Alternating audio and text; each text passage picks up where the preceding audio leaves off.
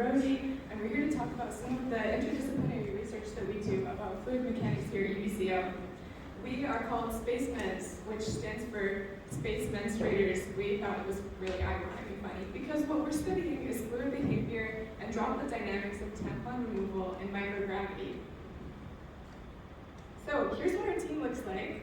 We've got an interdisciplinary team that was originally made of 7 undergraduate students. Now we've expanded to 9. We're made up of mechanical, electrical, manufacturing engineering students, a computer science student, and a computer engineering student now. So we're happy to have such an interdisciplinary team to be working on a project such as this.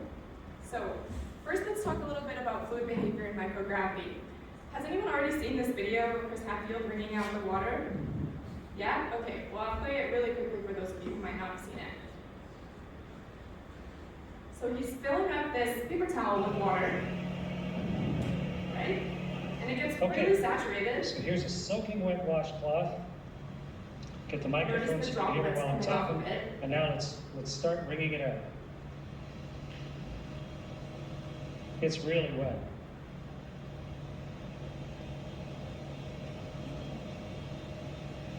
Right. Can anyone tell me what principles are in play here? What's going on? Can anyone describe it? It's becoming a tube of water. Yeah. Go ahead. The surface tension of the water is holding it together as it leaves the bell. Yes, absolutely. And this impacts the way that our droplets form, the size of the droplets, and how about absorption in microgravity? Does absorption work the same, or do you think it would be better or worse? No takers? Okay, well I'll spoil it for you. Absorption works better in microgravity because we don't have gravity to account for, right? So that means that absorption can happen in all directions, not just going from top to bottom. And so when we think of fluids in the ISS, not to spoil it, when we think of fluids in the ISS, a lot of the water in the ISS is being recycled. So that's 98% efficiency of all sweat, all urine that the astronauts produce, that's being recycled into drinkable, potable water that they use for their experiments and for day-to-day life. But what happens when other things might get sucked up into the vacuum of the filtration system? Let's say blood. If an astronaut gets cut in microgravity or in space at the ISS, they have to be really careful to make sure that that does not contaminate any of the vacuum systems or their filtration system because it doesn't handle blood well. What do you do in the case of menstrual cycles in space? Well, this woman here was the first American astronaut to go to space, first woman American astronaut. Her name is Sally Ride, and she went up in 1983 in the Challenger space shuttle. The thing about her is that she was going for a week-long mission, and it happened to be during her menstrual cycle. You might have heard this already, but NASA engineers asked her if she needed 100 tampons for the flight. I understand this is an engineering classroom, so maybe you guys might not know that is exorbitant. Women do not need 100 tampons during their periods. I mean, hopefully no woman does. But menstrual cycles are messy, right? And so that's paired with the fact that they're trying really hard not to contaminate the filtration systems in the ISS, make it so that what we need to do is suppress menstrual cycles for most women who go to space. About 50 to 60% of women choose not to menstruate in space. And they do this through some level of progesterone, estrogen, birth control pills. But for long duration space flights, we're actually not too sure how these medicines and pharmaceuticals will be able to interact inside of people's bodies when under space environments, which are filled with radiation. So, of the 40% to 50% of astronaut women who choose to menstruate in space, their product of choice tends to be tampons. You can kind of imagine with pads, they work a little bit better on the surface of the Earth because we have gravity to pull things down, but tampons typically work better in space. And for long space missions, we're also not too sure because birth control isn't a viable option for a lot of women astronauts anyways. We're not too sure how those are going to even impact for long duration missions in space environments. And to account for every tampon, for every woman who's going into space, maybe going to Mars, for a duration of a space mission that could be 2 to 3 years long, that actually accounts for quite a substantial amount of weight, especially because there's been talk about having an all-female astronaut crew going to Mars. And that's because they're generally more efficient to have in space. They weigh less, they eat less. So, what have we established here? We know that there's an overwhelming lack of research and established best practices to address menstrual health and hygiene in space. And the most common solution used by female astronauts today are tampons. And of the women who do choose to menstruate, they use tampons and sanitary pads. So while tampons work in microgravity, we don't have a lot of information about how they work in microgravity, I guess. We're not sure how the droplets come off of it. We're not sure what the absorption is like. And so we're not able to create the foundational operational systems to be able to know how to handle that. What we're looking to do is to offer female astronauts up-to-date, evidence-based, comprehensive education in view of the environment in which they work, which would empower them to make informed decisions regarding menstrual suppression while respecting their autonomy. This is really important for informed consent. And what turned out to be kind of like a harmless question that started off as how do women deal with their periods in space, turned out to be a group of interdisciplinary students who made an experiment, wrote a proposal, submitted it to the NRC, and now we will be conducting our experiment to see how tampons work in microgravity in a parabolic flight. So I'll let Brody talk a little bit about our scientific goals. Thank you, Yoji. We've talked quite a bit about why the research we're doing is important, but I want to speak to what exactly we're doing. And so if you look at the goals on the screen, they can be broken down into two very broad categories. One, looking at how do droplets form, what happens to them, and how do tampons function in microgravity. And two, why does it matter?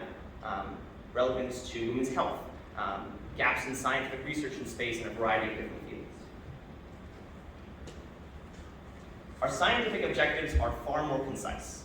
We're looking at simulating the removal of tampons in microgravity, comparing liquid dispersion, and looking at flow rates and retention rates of those tampons in that environment.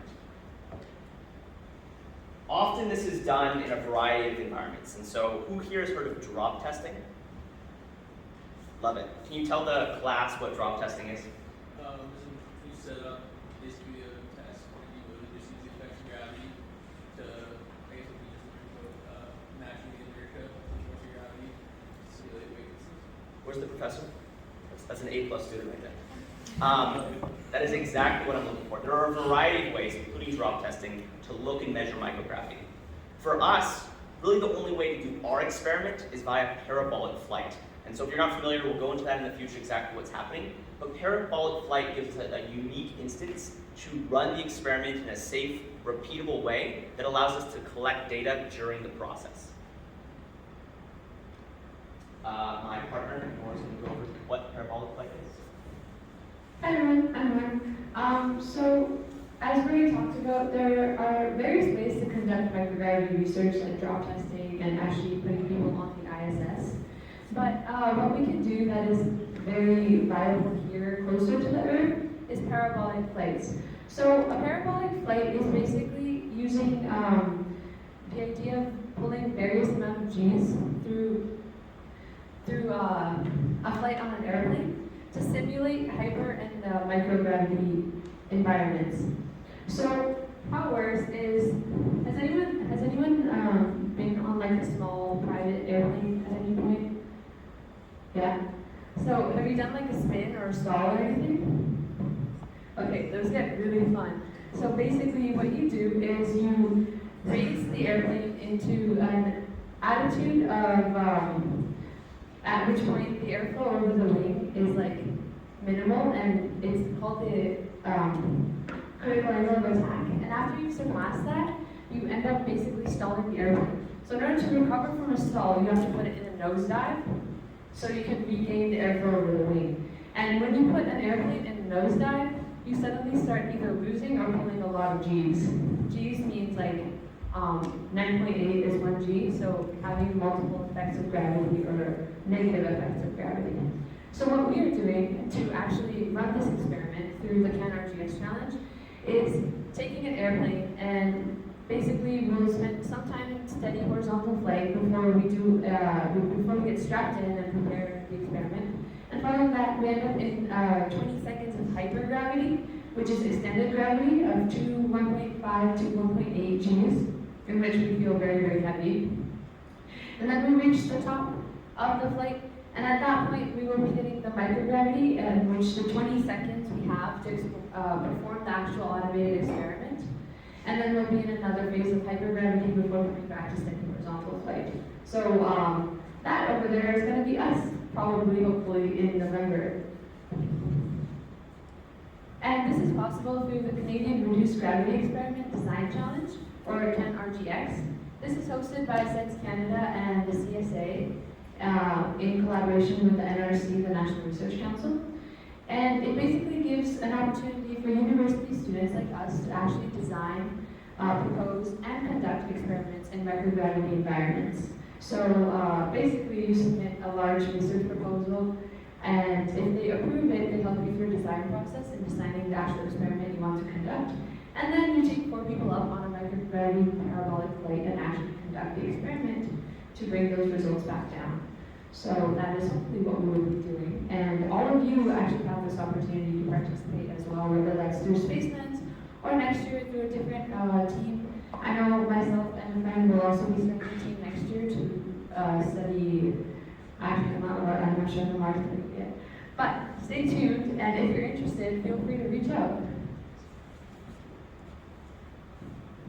And then we have a sneak peek here at some of our research so far. But before we show the video on the right, I want to ask, if you were automating an experiment like this, from what we've described, what are some things you might consider?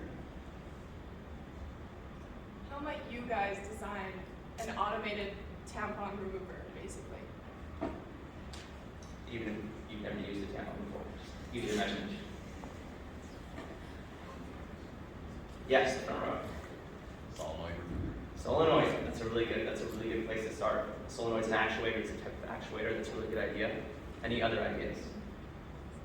Be brave. Come on. Yeah. Think of the biology. Think of how you want to make sure that it replicates the environment as best as possible. That means accounting for surface friction, pulling forces, right? Okay, I'm getting a lot of blank stares. So what we'll do is we'll show you a video. This one on the right is a good example of what not to do. Mind saying that? You mean the left? No, the right. Okay, that's the left. So here we have a DC motor pulling a tampon out of a synthetic vagina. And you'll notice that's a problem. Especially if we're studying hygiene and mechanics of droplets. We don't want a tampon flying around in a tornado. Now, one of your classmates mentioned a solenoid, and a solenoid would be much better. Can anyone tell me why? A lot of blank stares again. A solenoid.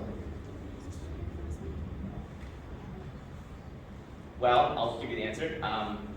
A solenoid is a single pulling linear motion. And so this is a rotational motion, which leads to that wide dispersion of droplets. And so in the latter case, using a solenoid, it looks more like this.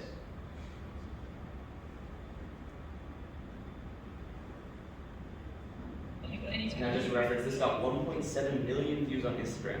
So as you're watching it, think, I should follow these guys on Instagram. And LinkedIn. And join our team. Wow, so much better. Round of applause.